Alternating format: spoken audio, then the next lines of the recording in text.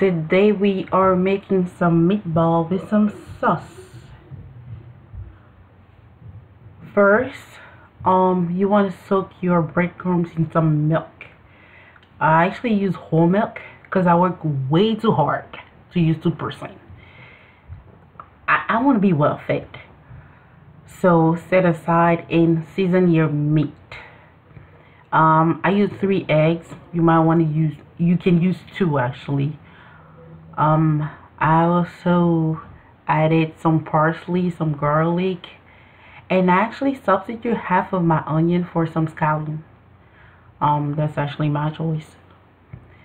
Add some ginger. I think I already said garlic, right?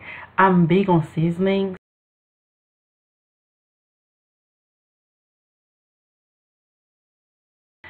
I also use some cube. You don't have to use it if you don't feel like it. Add some salt and add the soaked breadcrumbs. You don't want to use the milk, you just want the breadcrumbs from the milk. Well, make sure that you use your hand to mix everything together. I'm not sure that you can do this without using your hands. When you're done with mixing thoroughly, make average size balls with your meatballs. I actually make mine pretty huge.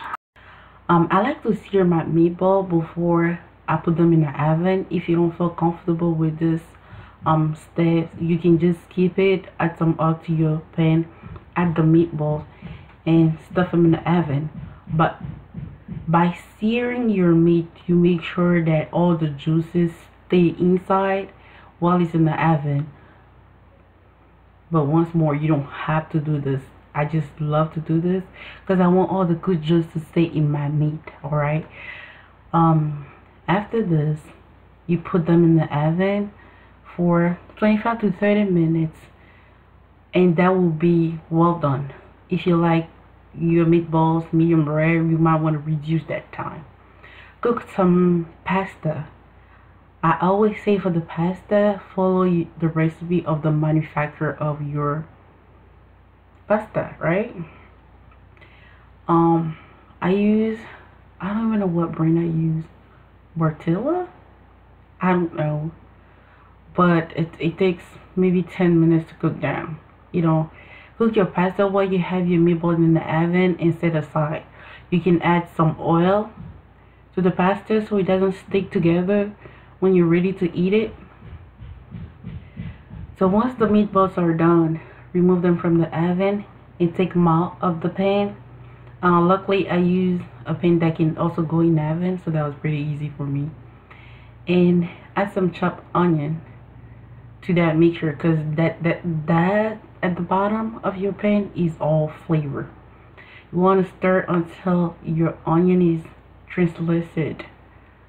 Add some tomato paste and some diced tomato. I use apricot because I didn't want to use sugar. That's a substitute for sugar. It's up to you, you know. Add 2 cups of pureed tomato, some paprika. Pretty much you want to season your tomato sauce. You know, you don't want them to be not seasoned properly. So I use bay leaf, some ginger, garlic, the whole 9 yard. I also use a little bit of bouillon cube, and it depends on how you feel about it. So I like my sauce thick, so I don't add any water. But if you like it loose, you can add some water. I will not advise you to add water though. So add your meatballs back in your sauce and cover it and let it simmer for 30 minutes. And then, ta-da! You can serve this with rice. I prefer to eat it with pasta. But you can serve with rice and what else? I think bread. Bread will be very good with this recipe, or with this sauce and meatball.